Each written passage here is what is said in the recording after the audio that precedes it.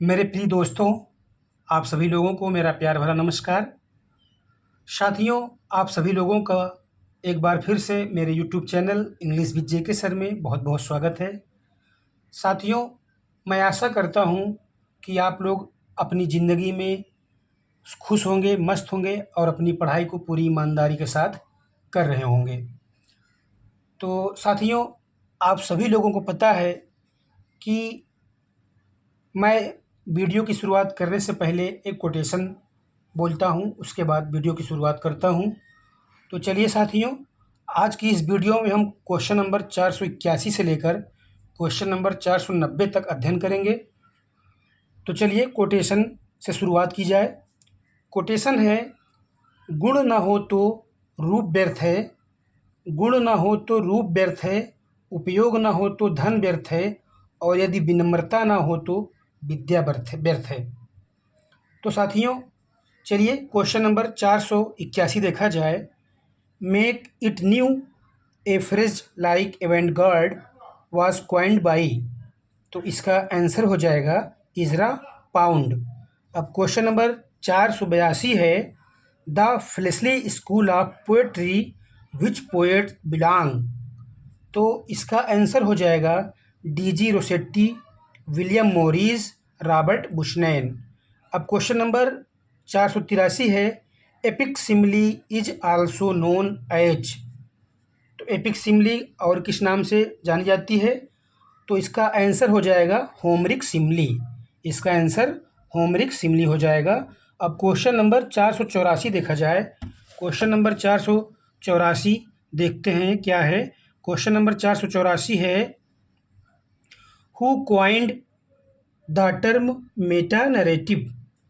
यानी meta narrative term किसने coined किया है? तो इसका आंसर हो जाएगा Francois Lyotard. Francois Lyotard. Question number 485 है, who wrote life of Milton. यानी लाइफ ऑफ मिल्टन कौन लिखा है? तो लाइफ ऑफ मिल्टन जो है, कई किताबों में इसका आंसर डॉक्टर जॉनसन मिलता है और कई किताबों में डेविड मसान भी मिलता है। तो हमने जो हमारा सोर्स, जो हमने अपनी सारी बुक्स रखे हैं या और किताबों को पढ़ा है, तो उसमें इसका फैक्ट आंसर पाया है। इसका आंसर होगा डेविड मसान। इसका आंसर होगा मेरे अकॉर्डिंग डेविड मसान। अब क्वेश्चन नंबर 486 देखते हैं। 486 नंबर क्वेश्चन है, grand and beautiful efforts who said about paradise last. यानी ये लाइन पैराडाइज लास्ट के बारे में किसने कहा है? तो कहा है जॉन कीट्स ने। जॉन कीट्स ने। पैराडाइज लास्ट मिल्टन द्वारा लिखी गई एक महान एपिक है, यानी एक ग्रेट एपिक है। यह 1500 यह जो है 1658 से लेके 1665 तक लिखी जाती है और पब्लिश्ड 1667 में होती है विथ 10 बुक्स के साथ। और इसका जो रिपब्लिश्ड वर्जन आता है वह 1674 में आता है विथ 12 बुक्स के साथ। और यह ग्रैंड स्टाइल में लिखी गई है और ब्लैंक वर्स में भी लिखी गई है, यानी ग्रैंड स्टाइल है और ब्लैंक वर्स में लिखी गई है। इसका थीम जो होता है वो फॉल ऑफ मैन होता है। तो चलिए साथियों, क्वेश्चन नंबर 487 देखा जाए। क्वेश्चन नंबर 487 है, क्वेश्चन नंबर 487 देखते हैं। Which play of Shakespeare has the largest soliloquy. यानी शेक्सपियर का ऐसा कौन सा प्ले है जो लार्जेस्ट सोलोलाकी इसमें है? तो इसका आंसर हो जाएगा हेनरी 6 पार्ट 3। Henry 6 part 3। तो हेनरी 6 जो है यह 1591 में आया था और यह इसमें सबसे यानी लॉन्गेस्ट जो है लार्जेस्ट सोलोलाकी रहती है। अब क्वेश्चन नंबर 488 देखा जाए। क्वेश्चन नंबर 488 है, which play of Shakespeare has the largest cast. यानी लार्जेस्ट कास्ट ऐसा कौन सा प्ले है जिसमें लार्जेस्ट कास्ट लगा हुआ है। तो Henry six part two, Henry six part two यानी शेक्सपियर का यह फर्स्ट प्ले माना जाता है जो 1590 और 91 के बीच में लिखा जाता है। चलिए क्वेश्चन नंबर 489 देखते हैं। क्वेश्चन नंबर 489 है, which Shakespeare's plays are entirely written in verse form. तो किसी किसी बुक्स में हम आपको बता दें, इसमें 2 प्ले दिया गया है, king John and Richard second, और किसी किसी बुक्स में हेनरी फोर्थ पार्ट 1 को भी दिया गया है। तो किंग जॉन के बारे में जान लें। किंग जॉन 1596 और 97 के बीच लिखा गया है, और रिचर्ड सेकंड जो है वो 1595 और 96 के बीच में लिखा गया है, और हेनरी फोर्थ पार्ट 1 वो 1597 के बीच लिखा गया है। और इसमें से रिचर्ड सेकंड और हेनरी फोर्थ पार्ट 1 ये शेक्सपियर की एक टेट्रोलॉजी है जिसमें 4 प्ले आते हैं, उसमें से ये दोनों प्ले मतलब सम्मिलित होते हैं। जैसे टेट्रालॉजी, शेक्सपियर की टेट्रालॉजी में कौन कौन प्ले हैं, रिचर्ड सेकंड है, Henry fourth part 1, Henry fourth part 2 और हेनरी फिफ्थ है जो शेक्सपियर की टेट्रालॉजी है। इसलिए रिचर्ड सेकंड और हेनरी फोर्थ पार्ट 1 ये शेक्सपियर के टेट्रालॉजी में आते हैं। और हेनरी जो फिफ्थ है 1599 में लिखा गया है, उसको नेशनल एंथम इन 5 एक्ट्स भी कहा जाता है। और एक ख़ास बात इसमें है कि इसमें टेनिस गेम का मेंशन किया गया है। तो चलिए साथियों, क्वेश्चन नंबर 490 जो आज का आखिरी क्वेश्चन होगा उसको देख लेते हैं।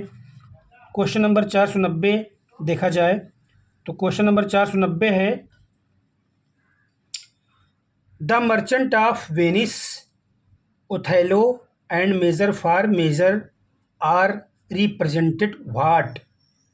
यानी ये क्या रिप्रेजेंटेड करते हैं तीनों प्ले, तो ये रिप्रेजेंट करते हैं रेसिकल डिस्क्रिमिनेशन, रेसिकल डिस्क्रिमिनेशन को प्रेजेंट करते हैं, यानी जातिगत भेदभाव को प्रेजेंट करते हैं। जैसे द मर्चेंट ऑफ वेनिस के बारे में जान लेते हैं।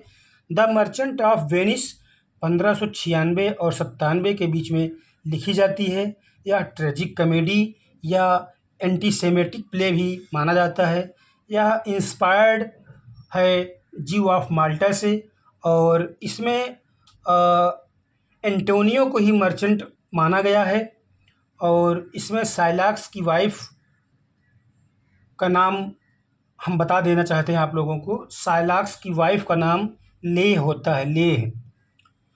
तो चलिए साथियों, अब ओथेलो के बारे में जान लेते हैं। ओथेलो शेक्सपियर की ग्रेट ट्रेजेडी मानी जाती है। यह 1603 और 1604 के बीच में लिखी जाती है, और यह रोमांटिक ट्रेजेडी मानी जाती है। और इसमें इस प्ले को जो है ट्रेजेडी ऑफ कर्चीफ किसने कहा है, तो वो थॉमस राइमर हैं जिन्होंने ट्रेजेडी ऑफ कर्चीफ इस ट्रेजेडी को कहा है। और इसमें ओथेलो का जो ट्रेजिक फ्ला होता है वो सस्पिशियस या आप ज्वेलसी भी कह सकते हैं, ये ट्रेजिक फ्ला होता है। अब हम आपको मेजर फॉर मेजर के बारे में बता दें। मेजर फॉर मेजर 1603 और 1604 के बीच में लिखा जाता है। यह ट्रेजिक या डार्क कॉमेडी भी माना जाता है। इसको प्रॉब्लम प्ले भी कह सकते हैं, और इसका जो थीम होता है वो फॉर्निकेशन होता है। और यह प्ले, इस प्ले को bed trick and head trick भी कहा जाता है। और इसमें एक ख़ास बात ये भी है कि इसमें एक टिक टैक गेम होता है, उसका मेंशन किया गया है। तो चलिए साथियों, क्वेश्चन नंबर 490 समाप्त हुआ। अब हम अपनी इस वीडियो को यहीं समाप्त करते हैं। अगर आपको शॉर्ट ट्रिक में याद रखना है तो टॉम याद रख लीजिए। टॉम मतलब होता है the merchant of Venice, T मतलब द मर्चेंट ऑफ वेनिस, ओ मतलब ओथेलो, एंड एम मतलब मेजर फॉर मेजर। तो चलिए साथियों, आज की इस वीडियो को हम यहीं समाप्त करते हैं। आप सभी लोगों ने अपना इम्पोर्टेंट समय दिया, इसके लिए आप सभी लोगों को बहुत बहुत धन्यवाद। मैं उम्मीद करता हूँ आप सभी लोगों को ये वीडियो पसंद आई होगी। अगर वीडियो पसंद आई हो तो आप मेरे चैनल को सब्सक्राइब करिए, लाइक करिए, कमेंट करिए और अपने मित्रों के साथ भी शेयर कीजिए। Thank you so much.